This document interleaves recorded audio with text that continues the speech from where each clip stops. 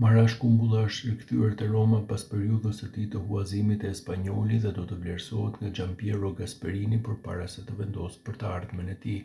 Sipas TMV, ish trajneri i Atalantës duket se është i prirur ta mbajë lojtarin shqiptar dhe t'i japë atij besim në një vit që do t'i shohë vërtetuq të angazhuar në disa fronte, përfshirë Ligën e Europës. Megjithatë, spanjollët ishin shumë të kënaqur me performancat e mbrojtësit të kombëtares shqiptare dhe do të donin ta konfirmonin atë për sezonin e ardhshëm. Problemi është se klubi katalan as nuk ka burimet për ta blerë atë menjëherë dhe do të preferonte një zgjidhje tjetër, siç është një huazim i ri. Megjithatë, kryeqytetasit nuk e shohin me sy të mirë këtë mundësi dhe për këtë arsye duket e vështirë që ai të jetë në gjendje të luajë përsëri në La Liga në sezonin 2025-2026.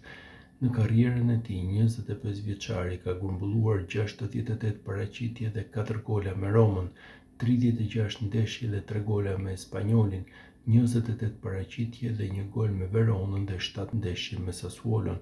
Gjithashtu ka luajtur 23 ndeshje me Shqipërinë. Nuk duhen harruar as paraqitjet me ekipet kombëtare të rinjve, përkatësisht U16, U17, U19 dhe U21.